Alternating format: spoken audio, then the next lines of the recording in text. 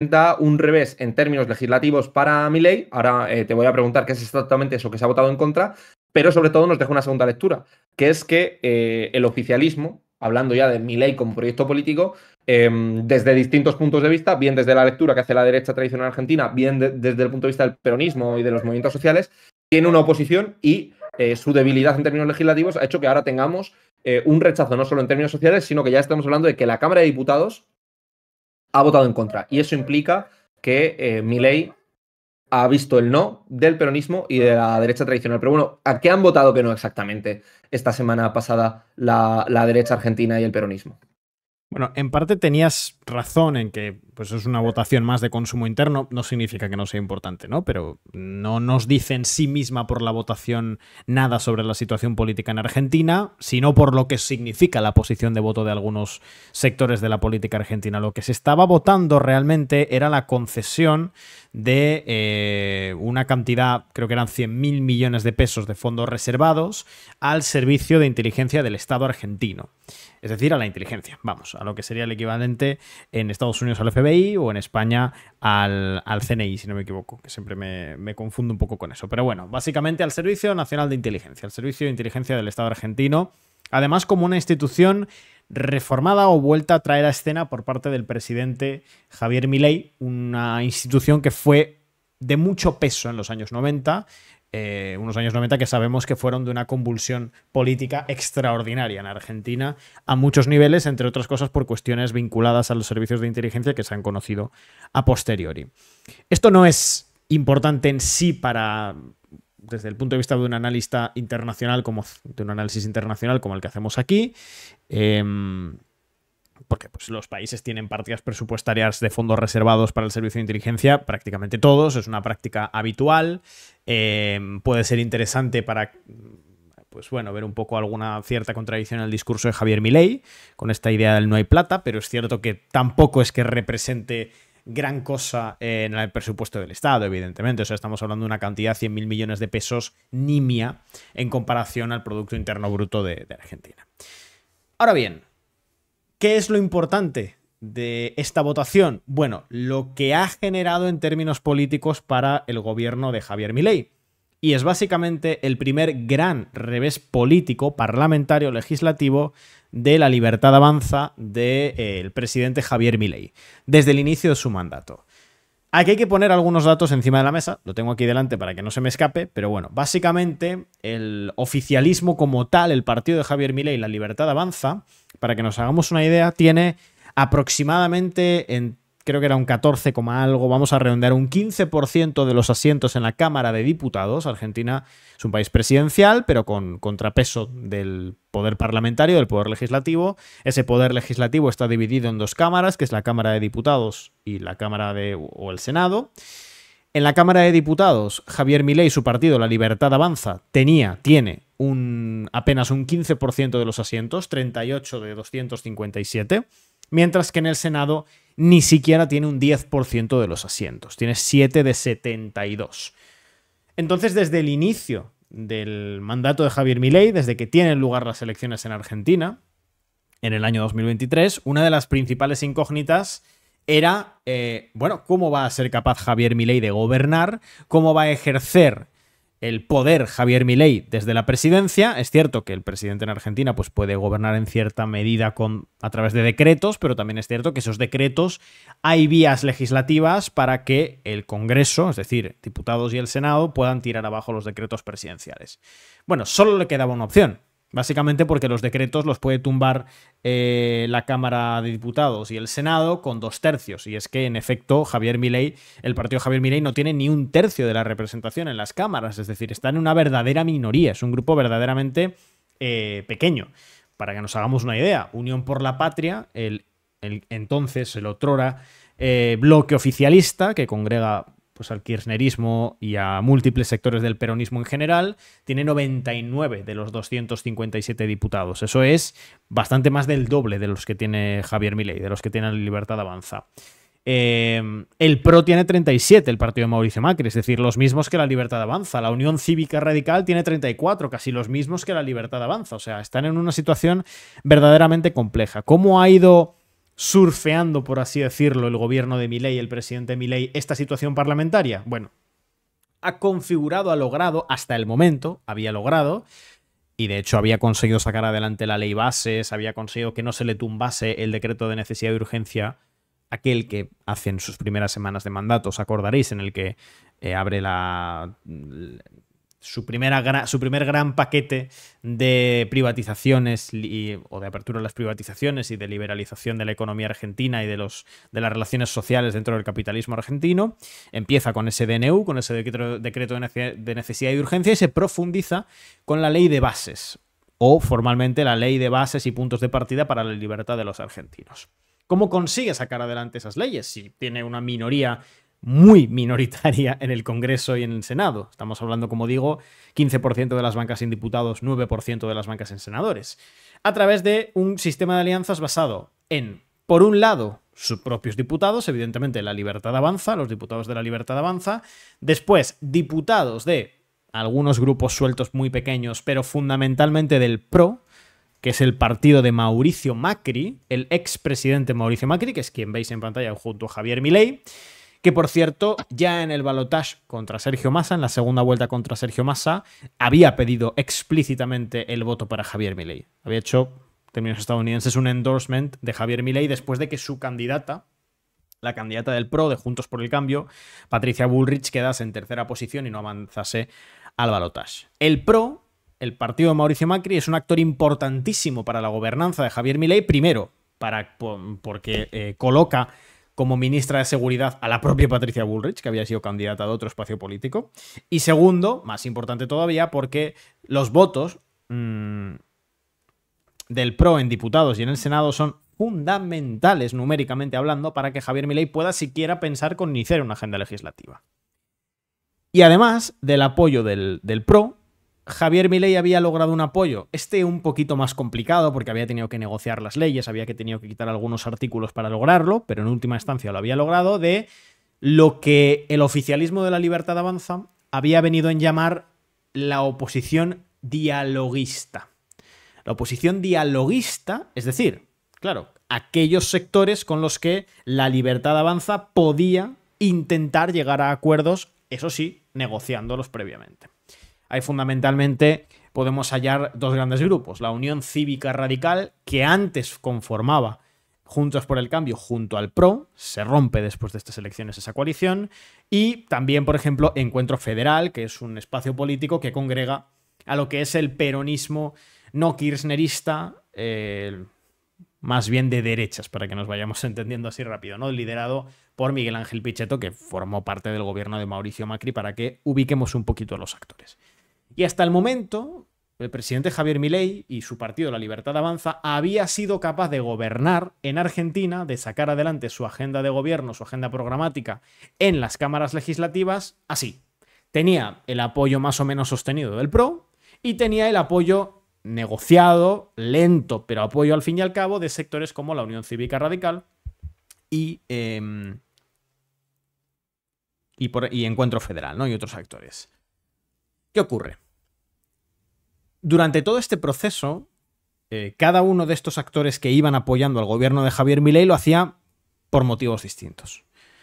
Uno de los motivos que atravesaba a todos ellos, quizá el único que atravesaba a todos ellos, es que no querían votar junto al kirchnerismo, junto al peronismo, o al peronismo progresista o peronismo de izquierdas, como lo queramos llamar, en el Congreso, en diputados y en Senado.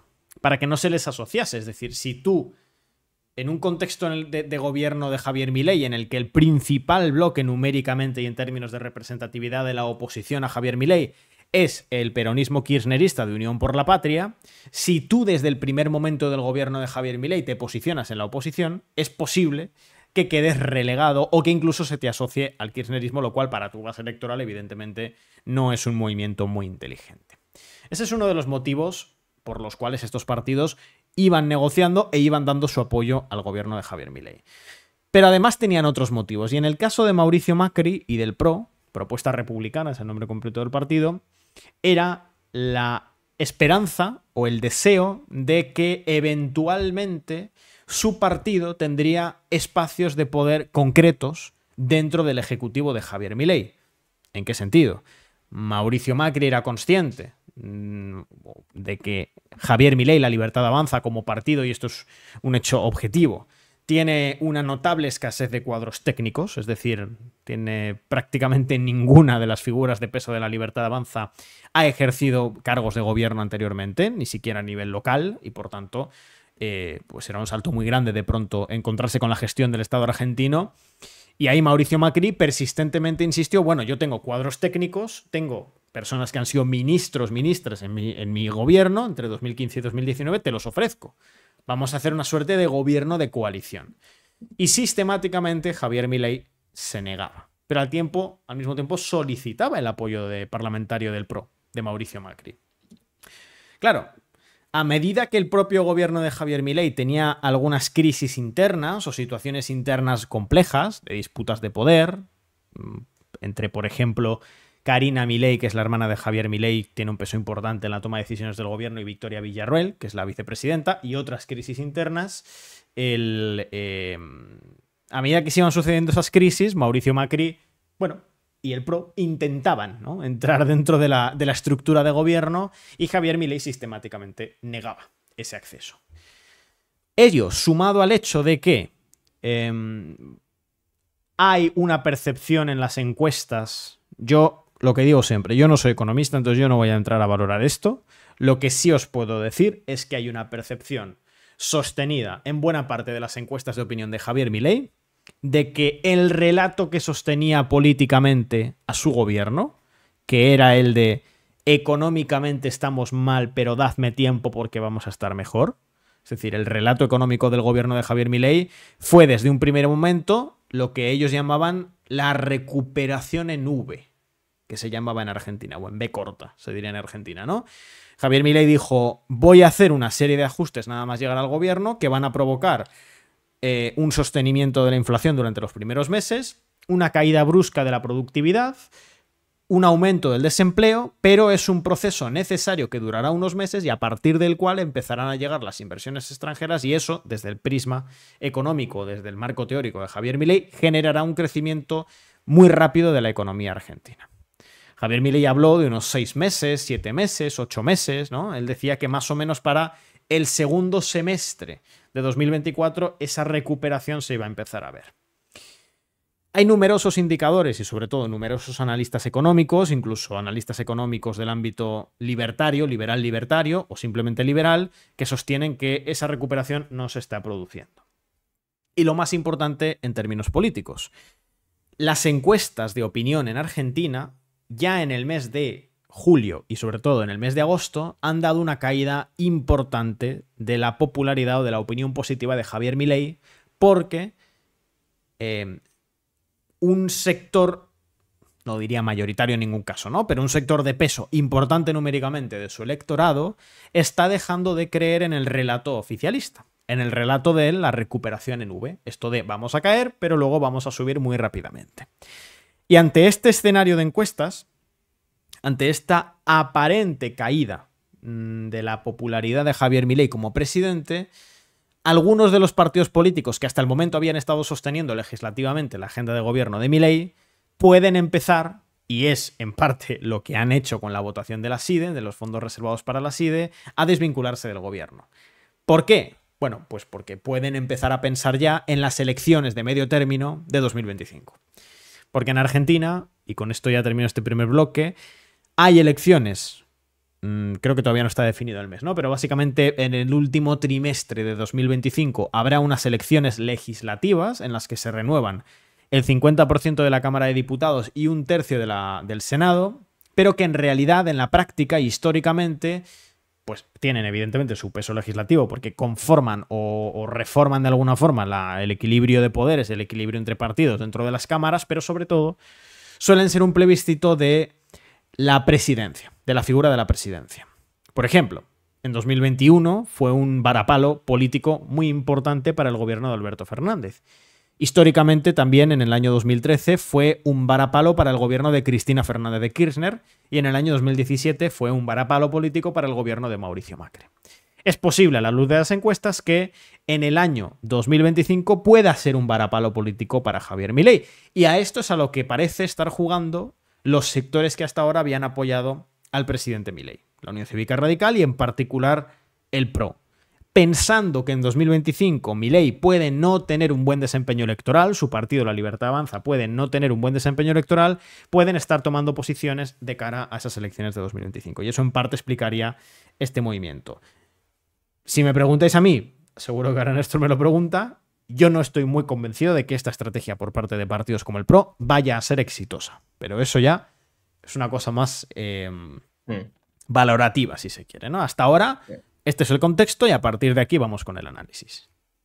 Sí, yo creo que hay un elemento que es importante con lo que estás planteando. Teniendo las PASO en el 2025, ¿cuál es el margen que tiene Javier Milei para aplicar su programa de gobierno con esta minoría legislativa? Es decir, ¿qué escenario podemos vislumbrar hasta 2025? ¿Qué margen de avance va a tener Javier Milei para, mediante prerrogativa presidencial o teniendo que apoyarse en el legislativo con estas minorías tan frágiles que ahora mismo se le han vuelto en contra para avanzar?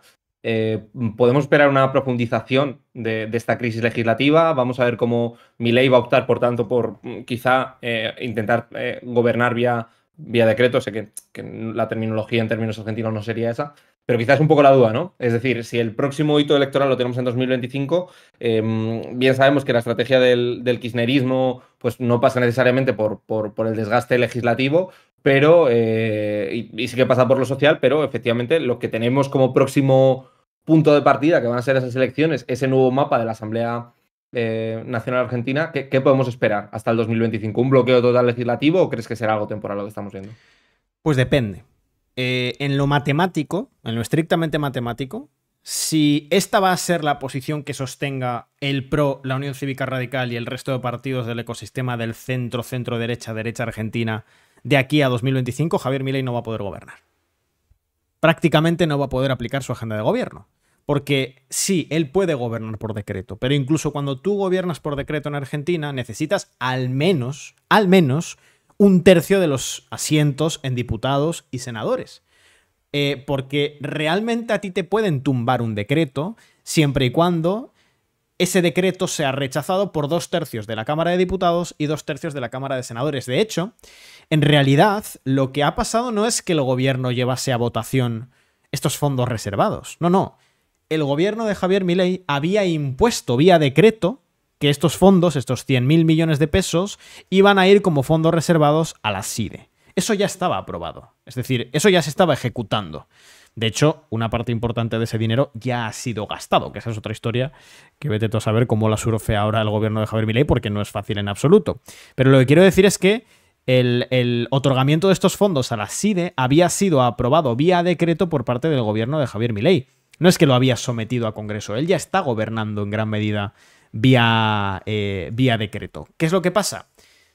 Que una vez él saca este decreto se empieza a ejecutar, porque los decretos presidenciales tienen operatividad desde el momento en el que son publicados, es decir, no tienen que pasar por la Cámara Legislativa, lógico, son decretos. Lo que pasa es que hay un impasse entre medio. Desde que un decreto es publicado y por tanto pasa a ser automáticamente operativo, porque son decretos presidenciales y funcionan así, hasta que, si acaso, el Congreso, diputados y Senado lo votan, en ese impasse el decreto está aprobado y funcionando. ¿De acuerdo? Entonces realmente no es que el gobierno haya llevado este decreto al Congreso para su votación. No ha sido eso lo que ha pasado. Lo que ha ocurrido es que un grupo parlamentario concreto ha llevado este decreto que ya estaba aprobado por parte del presidente a revisión parlamentaria. Ha dicho, a mí este decreto no me gusta y quiero que el Senado y la Cámara de Diputados lo vote. ¿Cómo? Bueno, pues sabiendo que si 2/3 de diputados y 2/3 de senadores votan a favor de tumbar ese decreto presidencial, aunque sea un decreto presidencial, ese decreto se cae. Y esa es la clave. O sea, el gobierno de Javier Milei puede, si quiere, gobernar vía decreto de manera sistemática. Él puede hacerlo. Es decir, tú puedes ir sacando decreto tras decreto tras decreto.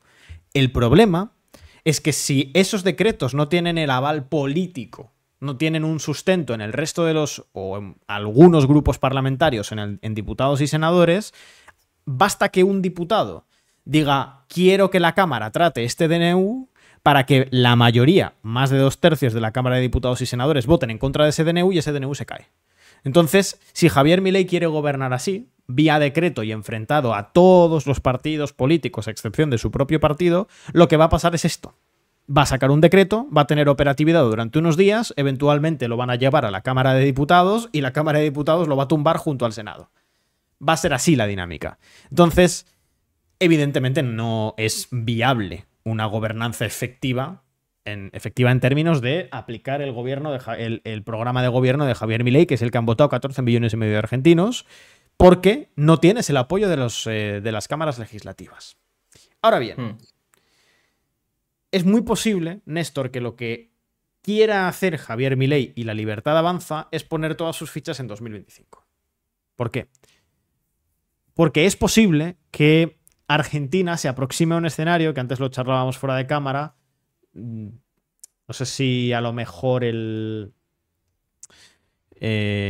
no termina de convencer el término que voy a usar, ¿no? Pero a un escenario más o menos de bolsonarización de la política argentina. Y con bolsonarización me refiero a lo siguiente. Así como en Brasil la representatividad política del centro y del centro derecha prácticamente desapareció, porque la figura de Jair Bolsonaro y del clan Bolsonaro, de los Bolsonaro, era tan magna, era tan abarcativa, que todo el electorado que estaba del centro hacia la derecha radical brasileña terminó yendo a votar por Jair Bolsonaro. No es descartable que en las elecciones de medio término del 2025 lo que suceda es que Javier Milei retenga una parte importante de lo que fue su propio electorado, ese 30% que le votó en la primera vuelta de las elecciones presidenciales del 2023, y además incorpore una parte importante del electorado de la Unión Cívica Radical, el electorado del Encuentro Federal, el electorado del peronismo cordobés, el electorado del PRO, que concentre buena parte de los votos de esos espacios que le apoyaron en segunda vuelta, pero que no formaban parte de la Libertad Avanza, y que esos espacios se queden como una fuerza residual. Esto lo vivimos en Brasil. Y esa es la tesitura en la que se encuentran estos partidos. Dicen, claro, no puedo hacerle oposición frontal al gobierno de Javier Milei, porque eso puede significar que el electorado antiperonista, antikirchnerista se vuelque de manera total en torno a la figura del presidente Milei, pero tampoco puedo ser un acólito del gobierno de Javier Milei, porque si su desempeño económico es percibido por buena parte de la población como negativo, eso me va a salpicar a mí económicamente, políticamente. Entonces es una situación muy complicada. Y yo creo que el gobierno de Milei está jugando a eso.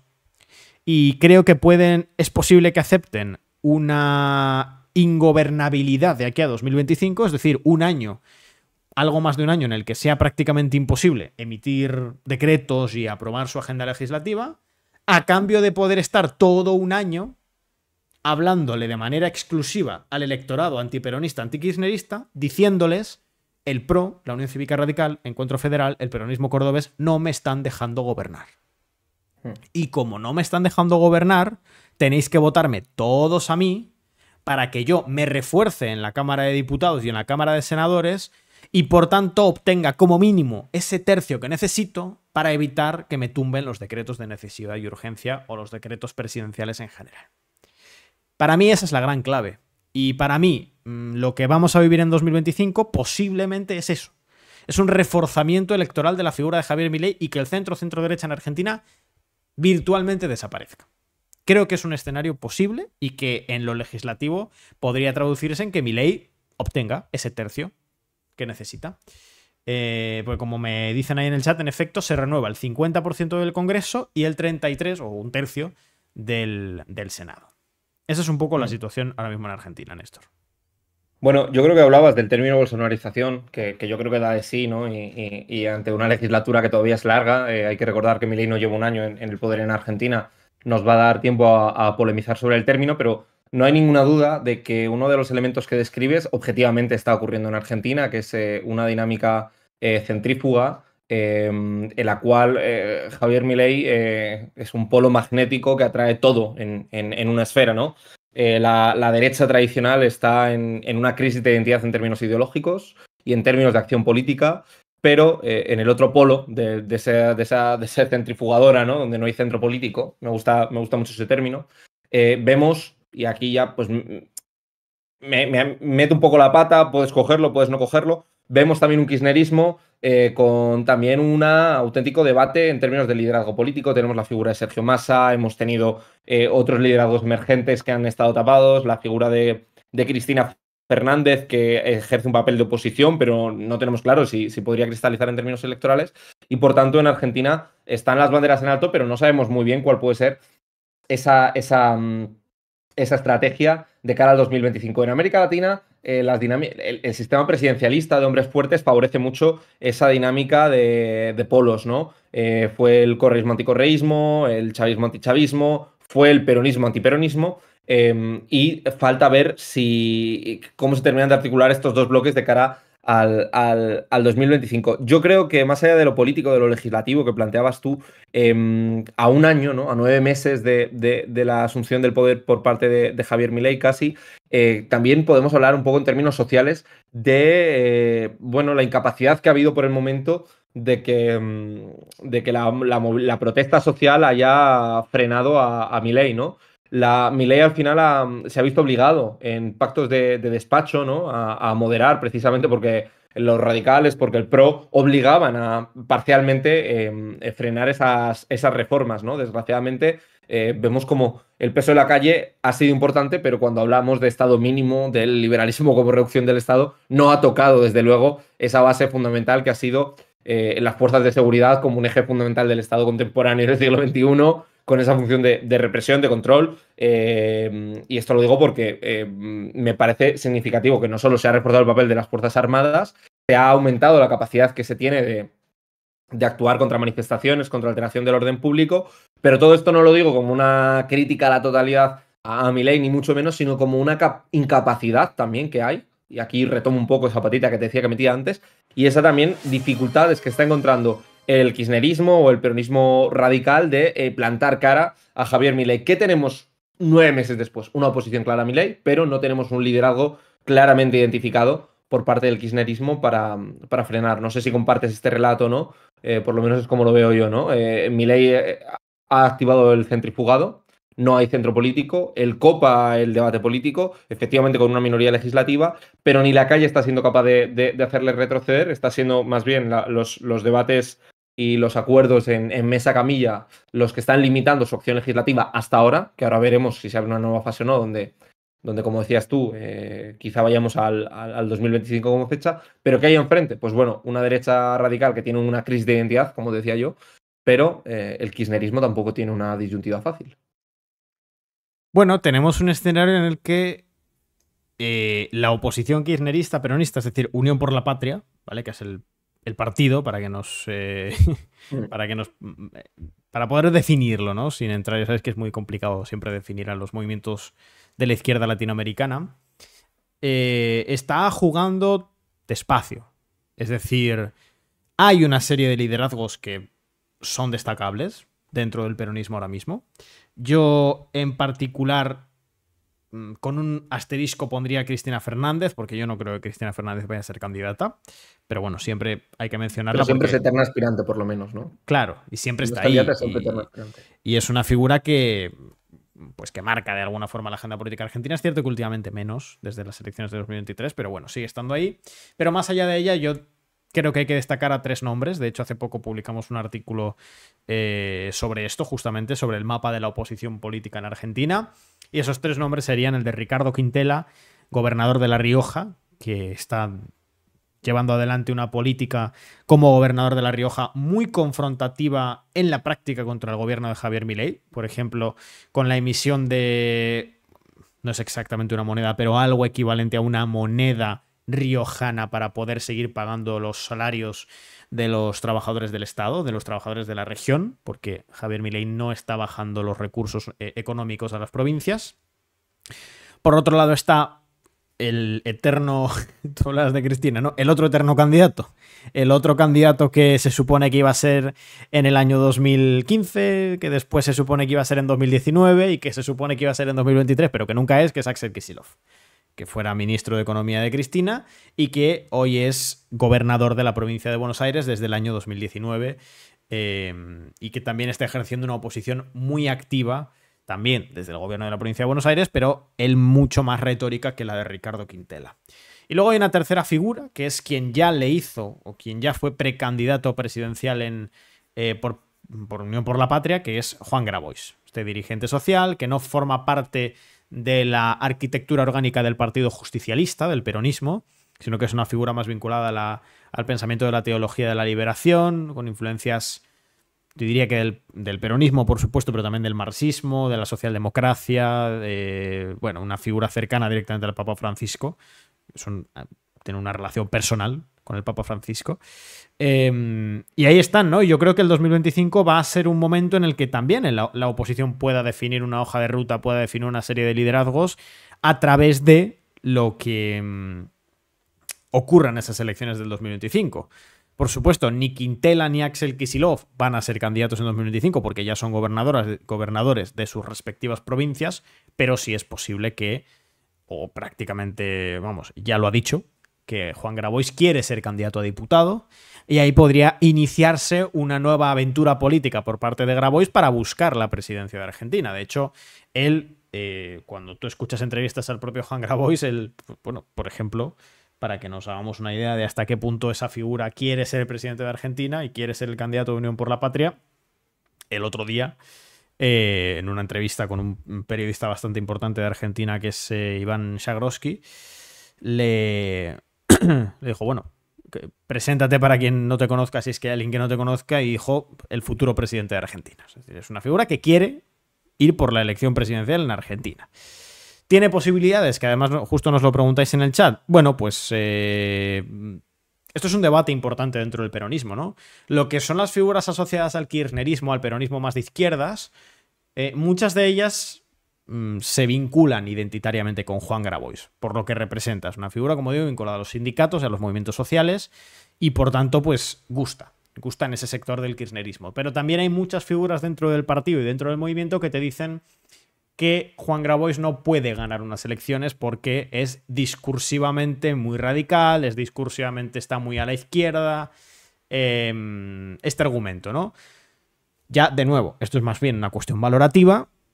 Yo creo que en un país en el que ha ganado las elecciones una figura como Javier Milei, pues una figura como Juan Grabois, desde luego, puede tener opciones presidenciales si es el candidato de un espacio como Unión por la Patria. Pero esto es ya una cuestión